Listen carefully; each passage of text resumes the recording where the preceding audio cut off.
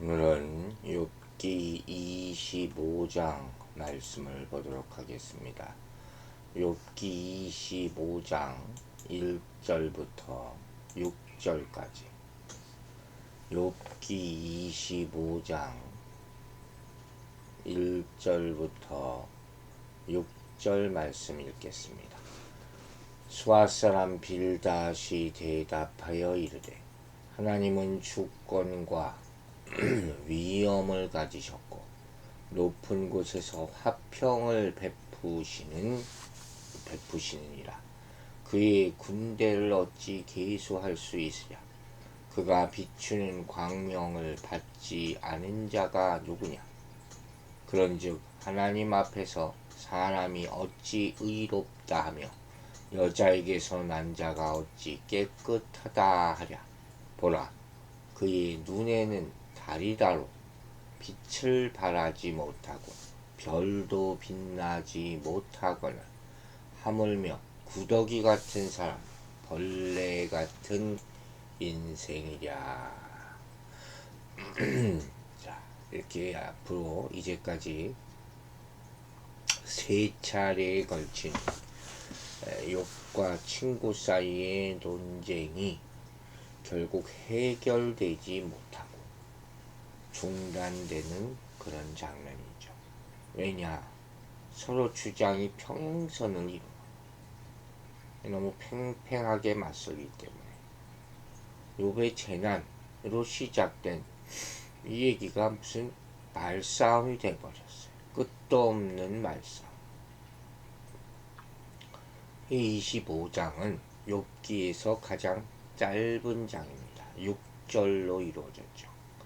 또 소발의 발언 기회는 없어져 버렸어요. 아무 말도 이제 하지 않는다. 더 이상 할 말도 없어진 것입니다. 뭐 서로 간의 지혜, 통찰 또 이런 것도 다 이제 끝나고 스스로 각자의 주장들이 마무리되어 가고 있다는 암시를 주는 거죠. 그리고 이제는 뭐 더 이상 할 말도 없어요. 똑같은 얘기가 사실 계속해서 반복되어 왔었습니다. 서로가 서로를 설득하려고 하고 서로의 약점을 잡으려 하는 그런 모습들이 나타났었죠. 실질적인 유익을 얻기 위해서 하는 대화는 이제 끝난 것이나 다름없다고 볼 수가 있습니다. 이들의 대화에는 정죄, 판단 이런 것만 있을 뿐이고 고난당한 자를 이해하려는 수고와 노력은 전혀 없었다. 진정한 위로와 권면의 모습이 나타나지 않았다는 것이. 빌닷의 주장이 잘못된 이유는 하나님의 섭리라는 것을 이해하지 못했기 때문이라고 할 수가 있죠. 인간의 한계, 인간의 무능과 무지로는 하나님의 그 광대하신 섭리를 다 이해할 수 없다는 것이죠. 우리 인간은 오로지 겸손한 자세로 하나님 앞에 나아가서 그분의 뜻을 구하는 것밖에 없어요. 그게 최선이다 하는 것입니다. 특이한 점은 이 빌닷의 세 번째 발언의 논조는 첫째, 둘째 발언과는 좀 차이가 있다. 이제까지 빌닷의 발언은 굉장히 거칠고 공격적이었다면 이 세 번째 발언에서는 하나님과 인간의 차이에 대해서만 강조할 뿐이다 하는 것이죠. 이 발언 서두에서 빌닷은 모든 우주적인 힘에 대해서 하나님이 절대적인 통치 주권을 가지고 계시다 이렇게 말합니다. 맞는 말이죠. 그 통치와 위엄 여기에 대해서 강조하고 말하는 거죠. 그래서 이 세상에 있는 모든 불법적이고 파괴적인 요소를 다 다스리시고 높은 곳에서 화평을 베푸시는 분이다. 이절에 이렇게 말하고 있어요. 그러므로 이 세상 안에 주목할 만한 불의의 사례들이 존재한다. 악이 이기고 있다는 욥의 주장 24절에 나왔던 얘기들이죠. 이것에 대해서 반박하는 것이죠. 즉 하나님의 권능이 지금 욥을 심판하고 있는 거다. 이걸 깨우쳐주려 끝까지 애를 쓰는 거죠. 우리 권능에 대한 이해와 순종이 필요한 것입니다. 하나님의 권능은 모든 것을 덮을 수 있는 것입니다. 그러나 나에게 그 권능이 당장 나타나지 않는다고 해서, 내가 보지 못한다고 해서 하나님이 능력이 없으신 분은 아니다. 그렇게 얘기해서는 안 된다. 오히려 내 뜻대로 안 되는 것에 하나님의 주권이 있고 하나님의 위엄이 있다. 이걸 깨달으라는 것이에요. 또 화평을 베푸신다. 이렇게 얘기하고 있어요. 좋아하죠. 사람들이 이렇게 생각할 거예요. 빌닷도 이렇게 생각했을 거예요. 내 고난이 어찌 화평을 이룰 수 있는가? 욥의 고민이 이거죠. 그러나 모든 것이 합력하여 선을 이룰 수 있기 때문이다 하는 신앙 고백이 바로 이때 필요한 것이에요. 이걸 깨달으라는 거예요. 인생에 어느 하나 버릴 것이 없어요. 다 이유가 있는 것이다. 다 모든 사건을 사용하셔서 합력하여 선을 이루신다. 지금 우리가 세상에서 보고 겪고 있는 분열, 아픔, 두려움, 이것도 다 이유가 있을 수 있다는 거죠. 무엇이냐? 정말 고쳐야 할 것, 그것을 고칠 수 있는 시간을 주신 것이라고 생각한다면, 무엇이 진리고 무엇이 비진리인지, 그죠? 선과 악, 알곡과 가라지를 정말로 볼 수 있는, 분별할 수 있는 시간이라는 것을 알 수 있게 해주신, 그게 섭리죠. 모든 것을 알게 해주신 그 섭리를 발견한다면 의미가 있는 것이죠. 이게 바로 높은 곳에서 화평을 베푸신다 하는 의미죠. 아직도 자기가 잘났다, 내가 오라, 이러면서 마음을 열지 못하는, 참 답답한 거예요. 그러니까 싸우는 거예요. 3절에서 계속해서 빌닷은 하나님의 무한한 자원에 대해서 말합니다. 빌닷에 따르면 하나님은 세계를 다스릴 만한 무한한 자원을 가지고 계신 분이고 이 세상에서 유일하게 의로우신 분이기도 하다.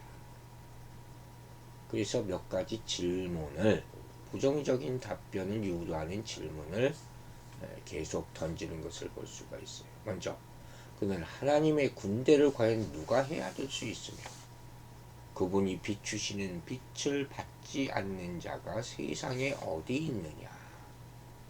그죠? 천상의 군대를 어느 정도인지 알 수 있는 사람이 세상에 누가 있습니까?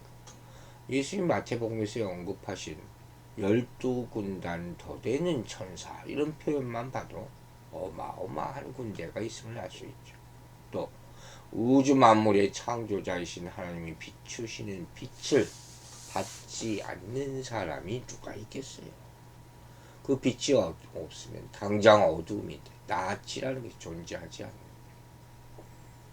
하나님은 그 해를 악인에게 선인에게 다 비추시는 분이다. 이렇게 마태복음 5장에서 얘기하고 있어요. 이렇게 빌닷은 현실에서 악한 자의 억울함과 어둠 속에서 이루어지는 악인들의 활동에 대해서 심판하지 않으신다. 여기에 대해서 지금 욥이 이렇게 주장했잖아요. 24장에서. 이걸 그렇지 않다. 하나님이 비추지 않는 곳은 아무 문제도 없다. 이렇게 반박하고 있는 거예요. 고난은 하나님의 통치를 의심하게 할 수 있어요. 그러나 하나님의 통치 밖에서 이루어지는 일은 하나도 없다 하는 것을 알아야 돼요. 그리고 또 한 가지, 빌닷도 알아야 돼요. 하나님의 통치가 빌닷의 생각대로, 자기 생각대로 이루어지는 것도 아니에요. 하나님은 내 뜻대로가 아니죠. 내가 이해해서 내가 믿는 게 아니라 신뢰하기 때문에 믿어야 한다 하는 것을 깨닫게 되기를 바랍니다.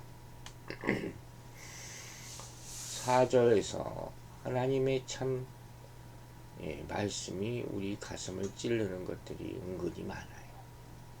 그럼 우리가 하나님의 초월성, 정의로움 이런 것을 보면 사실 두려움이 오는 거예요. 이 앞에서 인간은 보잘것없는 존재죠. 도저히 그분의 기준을 충족시키지 못하는 부정하고 부족한 존재일 수밖에 없어요. 바로 빌닷은 이 점을 질문들을 통해서, 수사학적 질문이죠. 이것을 통해서 강조하는 것이죠. 즉 하나님 앞에서 감히 누가 자신을 의롭다고 할 수 있겠으며 여자에게서 난 자가 하나님 앞에서 어찌 깨끗하다고 할 수 있겠느냐. 없죠. 죄인인데 누가 하나님 앞에 감히 의롭다고 하겠습니까? 아무도 없는 거죠. 근데 이러한 지금 빌닷의 질문들은 시편 8편에 있는 인간에 대한 묘사를 조금 뒤틀어서 표현한 것이라고 할 수 있어요. 뭐라고 되어 있습니까? 사람이 무엇이기에 주께서 그를 생각하시며 인자가 무엇이간데 그를 돌보시나이까. 그를 하나님보다 조금 못하게 하시고 영화와 존귀로 관을 씌우셨나이다. 주의 손으로 만드신 것을 다스리게 하시고 만물을 그의 발 아래에 두셨으니. 빌닷은 여기서 불의에 대한 욥의 발언에 대답하기보다는 인간 전체를 가리켜서 의롭거나 깨끗할 수 없다는 엘리바스의 주장을 되풀이하고 있어요. 불평할 거 아니다. 전체를 그냥 뭉뚱그려서 각자의 상황을 생각하지 않는 것이죠. 그래서 빌닷은 이 두 개의 질문을 통해서 인간이라는 존재가 너무 부패하고 보잘것없기 때문에 하나님 앞에서 의롭다고 말할 수 없고 하나님이 정의를 문제 삼을 수 없다고 말하는 것이나 마찬가지다 하는 거예요. 이 점에서 본다면 욥이 나를 사명해 달라고 하는 그런 주장은 기각될 수밖에 없다. 받아들여지지 않는다 하는 거예요. 빌닷의 생각과 눈으로 본다면 불가능한 것이기 때문에 인간을 가장 천한 존재로만 보고 있잖아요. 그런 율법적인 생각으로는 욥은 벌받아 마땅한 존재예요. 여기서 우리는 두 가지를 또 생각을 해봐야 됩니다. 하나는 의인의 고난이죠. 의인의 고난이라는 게 있다고 했어요. 그러나 한편으로 또 이런 생각도 해봐야 돼요. 정말 의로워서 고난받는 사람이 과연 얼마나 될 것인가. 내가 거기에 해당될까 하는 거죠.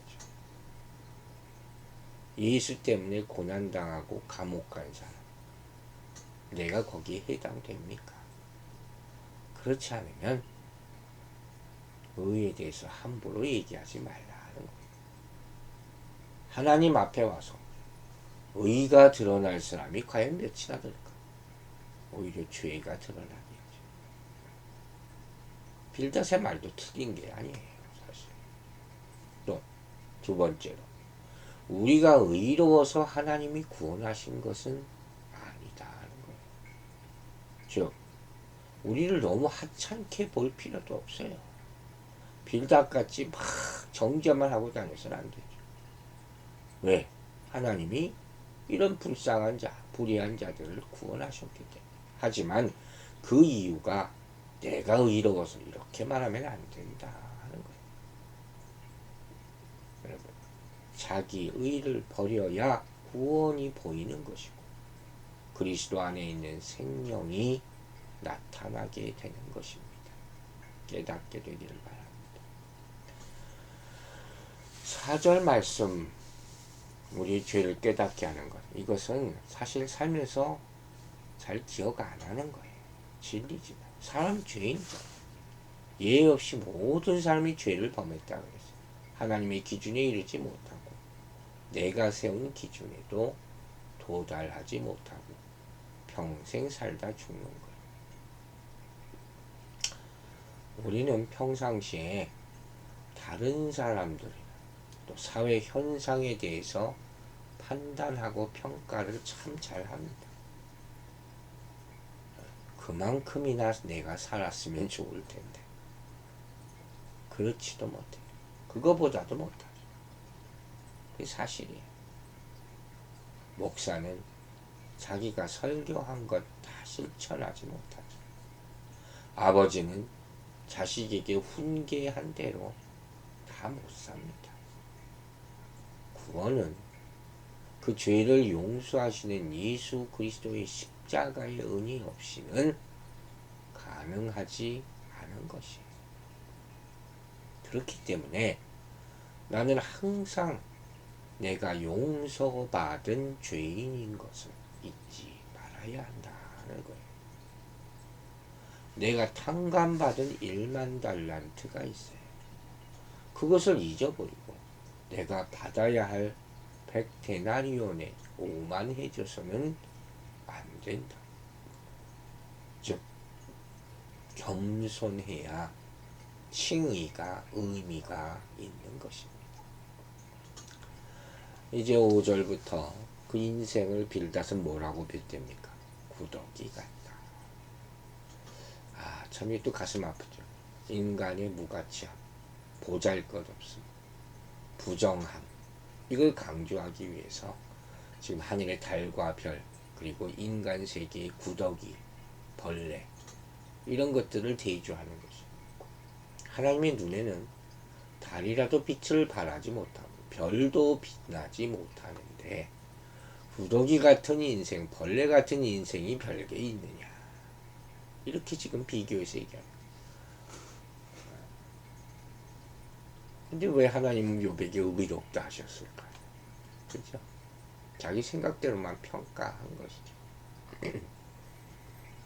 또 7장에서 우리가 봤던 구더기에 덮인 자신의 심한 상처에 대한 탄식도 있었어요. 그걸 듣고 기억해서 말했을지도 모르죠. 온몸이 막 이제 욕창이 나서 구더기가 막 생기니까 더 가슴 아프게 만드는 거죠. 해와 달, 여기서는 달과 별까지 인용했어요. 인간의 비교 대상으로 추가해서 말하는 거죠. 그러므로 이제 빛을 발하는 천상의 피조물, 해, 달, 별, 이것들이 다 인간의 부정함을 드러내는 비교 자료로 사용되고 있음을 볼 수 있는 것이죠. 그리고 빌닷의 이 말은 욥이 아무리 자신의 의로움을 주장한다 해도 하나님 앞에서는 지극히 부정한 존재요, 보잘것없는 무가치한 존재일 수밖에 없다. 끝까지 이렇게 얘기하는 것이죠. 적어도 그가 하나님 앞에 피조물인 인간 이상 흠이 있을 수밖에 없죠. 그리고 빌닷의 눈에는 그것 때문에 하나님의 진노와 심판을 받을 수밖에 없다 하는 거죠. 포괄적으로 보면 틀린 것이 아니죠. 하지만 이렇게 죄로 인해 죽을 수밖에 없는 인생을 하나님은 예수 그리스도의 십자가로 말미암아 구원해 주셨습니다. 내 존재는 보잘것없어. 천하기 짝이 없어. 구더기만 못할 수도 있지요. 하지만 여러분이 기억하시죠? 부스러기 은혜. 네. 땅에 떨어지는 것을 개처럼 받아먹는 그 은혜가 있잖아요. 그 은혜가 있어서 살 수 있는 것이 우리의 인생임을 깨달아야 할 것입니다. 그것으로 말미암아 감사할 수 있는 모든 사람들 되기를 주의 이름으로 축원합니다. 기도하겠습니다. 아버지 하나님, 우리가 과연 깨끗합니까? 하나님 앞에 의로운 자가 누가 있습니까? 그러나 하나님은 우리의 죄를 보시지 않습니다. 예수 그리스도께서 십자가에 못 박아 죽으셨기, 우리의 죄를 위해서 죽으셨기 때문입니다. 그 은혜를 생각하며 사는 하루하루가 되게 하여 주시옵소서. 그럴 때 우리 마음이 정죄감이 사라지고 감사와 기쁨과 승리와 평안이 깃들게 될 줄로 믿습니다. 우리가 어찌 하나님을 다 알 수가 있습니까? 믿음으로 하나님 앞에 나아갈 수 있도록 도와주시옵소서. 여러 가지 일로 말미암아 힘들어하는 상황에 처해 있는 사람이 있다면 하나님께 맡기는 믿음으로 처리하게 하여 주시고, 육신이 연약하거나 마음에 혼란스러운 것 때문에 고민하는 자들이 있다면 내가 할 수 없는 것 하나님께 의지하며 또 하나님이 치료해 주시기를 믿음으로 선포하고 극복하게 도와주시옵소서. 이 땅이 참으로 분열되고 어지럽고 자기 주장 가운데 꽉 차 있는데 이것이 우리의 모습입니다. 이 가운데 알곡과 가라지를 가르시는 주님의 때가 가까움을 깨달아 알게 하여 주시고, 미움을 버리고 예수 그리스도의 사랑만이 이 모든 현상들을 극복할 수 있음을 깨달아 선포할 수 있도록 이 마지막 때를 이겨나가는 성도의 모습을 만들어 주시옵소서. 오늘 하루도 주의 손에 의탁하오며 예수 그리스도의 이름으로 기도했습니다. 아멘.